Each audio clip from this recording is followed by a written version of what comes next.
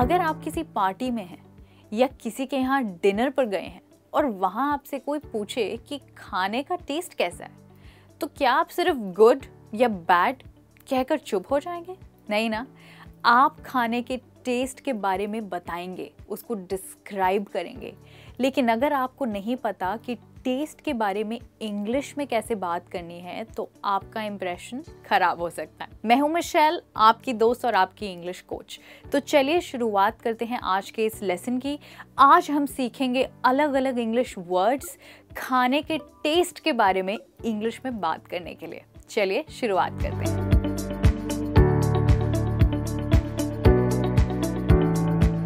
तो दोस्तों, आज का सबसे पहला वर्ड है सबसे कॉमन वर्ड, और वो है स्वीट यानी मीठा। तो ये तो आपने सुना ही होगा और मुझे विश्वास है कि इसको आप ऑलरेडी यूज़ कर रहे होंगे। तो बस चलिए फटाफट इसके कुछ एग्जाम्पल्स देखते हैं। I don't like butter chicken, it's gravy taste sweet. मुझे बटर चिकन पसंद नहीं है, उसकी ग्रेवी मीठी होती है। अब अगर आपको अपनी चाय में चीनी नहीं पसंद और किसी ने डाल दी, तो आप कह सकते हैं have you added sugar in this, it taste sweet. क्या तुमने इसमें चीनी डाली है, ये मीठा लग रहा है। दोस्तों, अब हमारा अगला वर्ड है बिटर। अब जरा मेरा एक्सप्रेशन देखिए, कुछ बिटर खाने के बाद मेरा एक्सप्रेशन ऐसे होगा, यानी कड़वा। तो बिटर का नाम सुनते ही आपके दिमाग में सबसे पहली चीज क्या आती है? मेरे दिमाग में तो सबसे पहले करेला आता है। जी हाँ, क्योंकि करेला बहुत ही कड़वा होता है। उसके लिए मैं कह सकती हूँ bitter gourd tests bitter but it's very healthy. वैसे करेला कड़वा होता है पर वह काफ़ी हेल्थी होता है। दोस्तों याद रखिए, करेले को इंग्लिश में कहते हैं बिटर गॉड, नाम में ही इसके बिटर है। एक और example, I can not eat this, this is bitter. मैं ये नहीं खा सकती, ये तो कड़वा है। या फिर I don't like to eat bitter almonds, यानी मुझे कड़वे बादाम खाना पसंद नहीं है। अब कितनी बारी ऐसा होता है कि हम बादाम खा रहे होते हैं, मीठे मीठे बादाम, और बीच में आ जाता है कड़वा बादाम। उसी सिचुएशन में आप कह सकते हैं I don't like to eat bitter almonds. And दोस्तों, यहाँ पर हम आलमंड्स नहीं बट आमंड्स कहेंगे, तो यहाँ पर एल जो है वो है साइलेंट। अब अगले वर्ड की बात करते हैं। जैसे ही मैं कोई चीज़ खाती हूँ जिसका टेस्ट खट्टा हो, तो मेरा मुंह ऐसे हो जाता है, राइट? इसको हम कहते हैं सावर। यस, फिर से बोलिए सावर। तो आप कह सकते हैं ये बेर खट्टे हैं, दिस प्लम्स आर सावर। बेर को इंग्लिश में प्लम्स कहा जाता है। या फिर आप कह सकते हैं I love the sour taste of limes, मुझे नींबू का खट्टा टेस्ट बहुत अच्छा लगता है। अब अगर आपको अपने नींबू पानी ज़्यादा खट्टा नहीं पसंद है, तो आप कहेंगे don't make my lemonade too sour, मेरा लेमनेड बहुत ज़्यादा खट्टा मत बनाना। अब अगला वर्ड है दोस्तों जो हम काफ़ी कॉमन है और हम अक्सर यूज़ करते हैं। जैसे कि मान लीजिए आपने कोई नई डिश ट्राई की है और वो बिल्कुल बेस्वाद निकली, यानी कि उसमें कोई मसाले नहीं थे, आपको टेस्ट ही नहीं आया, ऐसे लगा कि कुछ खाया ही नहीं है, मुंह में कोई स्वाद ही नहीं आया, बिल्कुल ब्लैंक। उसके लिए आप कहेंगे टेस्टलेस, यानी बेस्वाद, जिसमें कोई मसाले ना हो। जब हमारा पेट खराब होता है तो अक्सर हमें टेस्टलेस खाने पड़ते हैं। इसको आप ब्लैंड भी कह सकते हैं। That's right, bland. एक example, I tried a new dish yesterday, it was bland. मैंने कल ये नई डिश ट्राई करी और वो बिल्कुल बेस्वाद थी। या फिर आप कह सकते हैं this soup is bland, I don't like it, ये सूप बेस्वाद है, मुझे पसंद नहीं आया। या फिर आप कह सकते हैं मुझे बेस्वाद खिचड़ी खाना बिल्कुल पसंद नहीं है, I don't like to have tasteless khichdi. Right दोस्तों, तो इस तरीके से आप किसी ऐसी चीज़ को डिस्क्राइब करेंगे जिसमें आपको कोई टेस्ट या फिर कोई मसाला ना हो। अब दोस्तों, हमारा अगला वर्ड है क्रीमी। अब अगर किसी चीज़ में बहुत क्रीम हो, यानी कि वो बहुत मलाईदार हो, तो उसके लिए आप कहेंगे क्रीमी। तो दोस्तों, कई बार ऐसा होता है कि हम जब कुछ खा रहे हैं उसमें हमें बहुत क्रीमी सा टेस्ट आता है। आपके दिमाग में क्या आ रहा है? मेरे दिमाग में आता है मशरूम सूप। जी हाँ, अक्सर ये बहुत मलाईदार होता है, क्रीमी होता है। तो इसके लिए आप कह सकते हैं mushroom soup is often very creamy. Mushroom soup अक्सर बहुत क्रीमी होता है। दोस्तों, क्रीमी से मिलता जुलता है हमारा नेक्स्ट वर्ड, और वो है रिच। अरे नहीं, मैं यहाँ पैसे की बात नहीं कर रही, अमीर होने की बात नहीं कर रही हूँ, यहाँ पे मैं खाने के स्वाद के लिए रिच वर्ड का इस्तेमाल कर रही हूँ। तो दोस्तों ये तब यूज़ होता है जब किसी डिश में बहुत सारा घी हो, मक्खन हो, मलाई हो, या फिर किसी स्वीट डिश में बहुत सारी चॉकलेट हो, तो हम उसको रिच कहते हैं। अक्सर वो चीज़ें जो रिच होती हैं वो काफ़ी मोटा करने वाली होती हैं। जी हाँ, क्योंकि उनमें बहुत सारा फैट होता है। जैसे कि आप कह सकते हैं this chocolate cake is too rich for me, I am on a diet. ये चॉकलेट केक मेरे लिए बहुत ज़्यादा मोटा करने वाला है, मैं अभी डाइट पर हूँ। या फिर आप कह सकते हैं my mother makes even omelette rich by adding a lot of butter in it. मेरी मम्मा ऑमलेट को भी बहुत मोटा करने वाला बनाती हैं खूब सारा बटर डालकर। राइट दोस्तों, तो ऐसी चीज़ें जिनमें बहुत ज़्यादा घी या बटर हो उन्हें आप कह सकते हैं इट्स क्वाइट रिच। ओके दोस्तों, अब बात करते हैं हॉट की। तो दोस्तों मैं यहाँ पर टेम्परेचर की बात नहीं कर रही हूँ, बल्कि मैं यहाँ खाने के तीखेपन के बारे में बात कर रही हूँ। जी हाँ, अगर आपका खाना बहुत तीखा है और उसमें बहुत मिर्ची है तो आप इस वर्ड का इस्तेमाल करेंगे और आप कहेंगे दिस करी इज़ हॉट, यानी ये करी बहुत तीखी है। और अगर आपको तीखी चीज़ें नहीं पसंद है तो आप कह सकते हैं I don't have a taste for hot curries, मुझे तीखी करीज स्वाद नहीं लगती। राइट दोस्तों, तो इस तरीके से आप इस्तेमाल करेंगे हॉट का, जिसका इस्तेमाल आप सिर्फ टेम्परेचर के लिए ही नहीं पर उन चीज़ों के लिए भी इस्तेमाल कर सकते हैं जो बहुत तीखी हों। अब इसी का ऑपोजिट होता है माइल्ड, यानी कोई ऐसी चीज़ जिसमें बहुत कम मिर्ची हो। जैसे अगर आपको तीखा खाना पसंद है और आपके खाने में मसाले कम हैं तो आप कह सकते हैं the spices are very mild in this dish, यानी इस डिश में मसाले बहुत कम हैं। और अगर आपको कम मसाले वाला खाना पसंद है तो उसके लिए बेस्ट तरीका होगा कहने का आई लाइक माइल्ड फूड, यानी मुझे कम मिर्च का खाना पसंद है।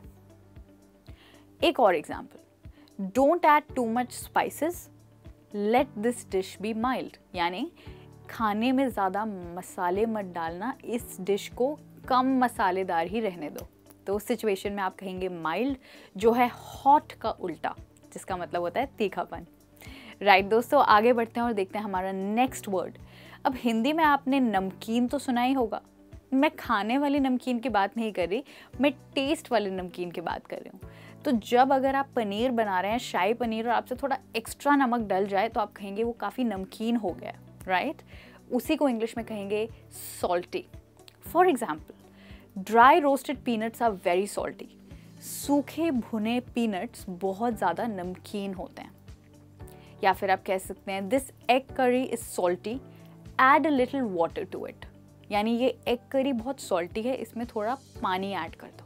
अब पानी ऐड करने से क्या होगा, सिंपल, उसका जो नमकीन पना है वो थोड़ा कम हो जाएगा और वो थोड़ा कम सॉल्टी हो जाएगा। वेल दोस्तों, सॉल्टी से जुड़ा हुआ ये नेक्स्ट वर्ड है फ्रूटी।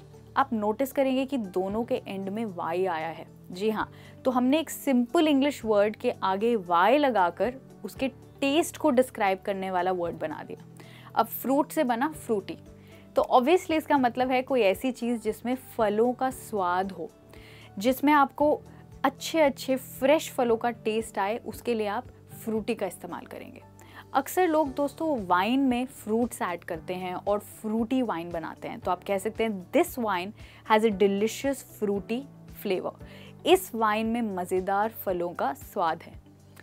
अब अगर आप मुझसे पूछें तो मुझे फ्रूटी केक्स चॉकलेट केक से ज़्यादा पसंद है, उसके लिए मैं कहूँगी I like fruity cakes over chocolatey cakes.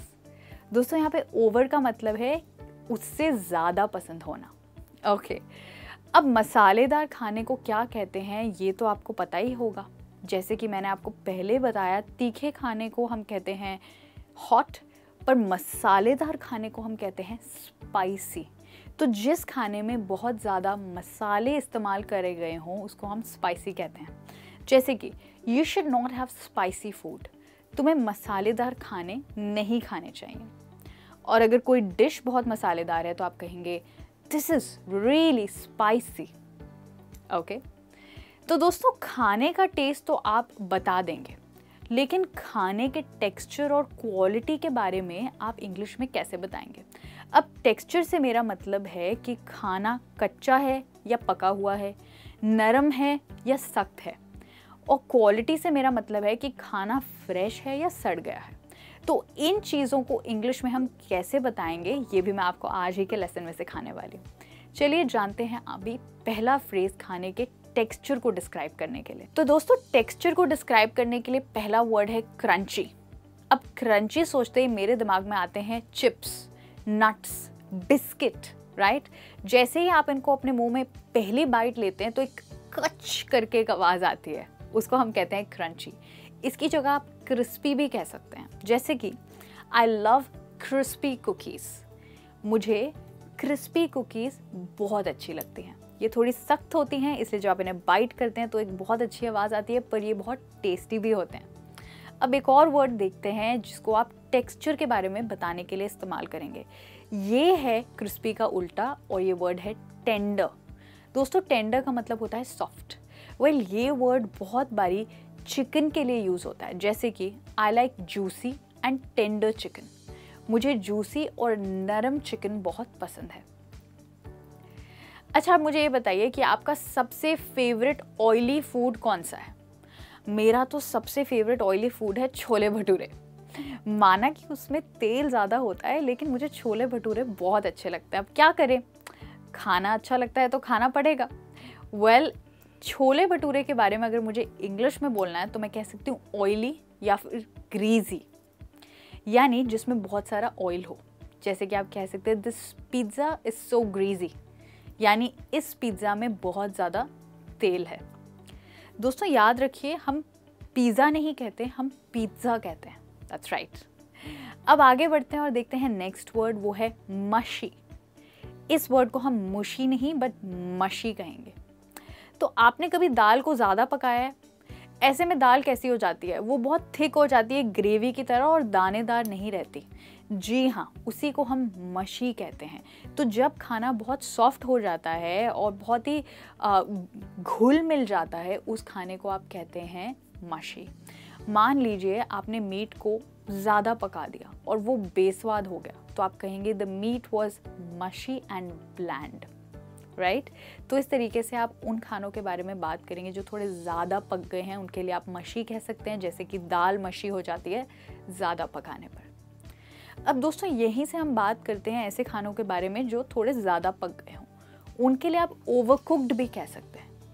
ओवरकुक्ड, याद रखिए इसके एंड में ईडी ज़रूर आएगा, वरना आप इसको वर्ड को डिस्क्राइब, खाने को डिस्क्राइब करने के लिए यूज़ नहीं कर सकते। जैसे कि the chicken was ओवरकुक्ड and dry. Chicken बहुत ज़्यादा पका हुआ और सूखा था। अब सोचिए ओवरकुक्ड का उल्टा क्या होगा? सिंपल, अंडरकुक्ड, यानी कम पका हुआ या फिर अध पका। जैसे कि आप कह सकते हैं we often add undercooked vegetables to the soup. हम अक्सर अध पकी सब्जियां सूप में डालते हैं। अब सोचिए अगर आप अध पका हुआ चिकन खा लें तो आपके पेट में क्या होगा? पेट तो डेफिनेटली बहुत ख़राब हो जाएगा। उसके लिए आप कहेंगे undercooked chicken is very dangerous and can lead to a severe stomach ache, यानी कम पका हुआ चिकन बहुत खतरनाक है और बुरे तरीके से पेट में दर्द कर सकता है। तो दोस्तों, ये बात हुई टेक्सचर की, और अब हम बात करेंगे क्वालिटी की। तो दोस्तों, अगर कोई चीज़ जो आप खा रहे हैं वो फ्रेश नहीं है पर बासी हो गई है या बहुत समय से रखी हुई है, तो उसके लिए आप कहेंगे स्टेल। अक्सर ऐसा होता है कि अगर ब्रेड बहुत समय तक पड़ा रहे तो वो स्टेल हो जाता है, यानी बासी हो जाता है। इसके लिए एक example, the bread has gone stale, यानी ब्रेड बासी हो चुका है। ध्यान दीजिए दोस्तों, यहाँ पे मैंने स्टेल के साथ यूज़ किया है गॉन का। तो अक्सर जब आप स्टेल वर्ड का इस्तेमाल करेंगे तो आप कहेंगे गॉन स्टेल। अब अगला वर्ड भी इसी सिचुएशन में यूज़ होता है। जब किसी चीज़ का टेस्ट खराब हो जाता है तो आप उसके लिए कह सकते हैं इट टेस्ट्स ऑफ, यानी इसका टेस्ट खराब हो गया।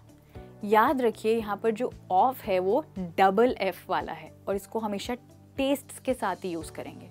जैसे द जूस टेस्ट्स ऑफ, यानी जूस का टेस्ट खराब लग रहा है। आप कह सकते हैं the milk tests a little of, यानी दूध का टेस्ट थोड़ा खराब लग रहा है। तो इस तरीके से आप बासी चीज़ों के बारे में बताएंगे। अब दोस्तों कुछ चीज़ें जो फ्रेश नहीं होती वो बासी से भी ज़्यादा ख़राब हो जाती हैं अगर वो पड़ी रहें तो। उनको हम कहते हैं सड़ जाना, राइट। हिंदी में हम कितनी बारी कहते हैं कि सब्जियां सड़ गई हैं या फिर अंडे सड़ गए हैं, उसके लिए आप कहेंगे रॉटन। जी हाँ, फिर से बोलिए रॉटन। तो आप कह सकते हैं ऐसे लग रहा है कि ये अंडे सड़ चुके हैं। It looks like these eggs are rotten. तो दोस्तों इस तरीके से आप डिस्क्राइब करेंगे उन चीज़ों की क्वालिटी जो कि फ्रेश नहीं है।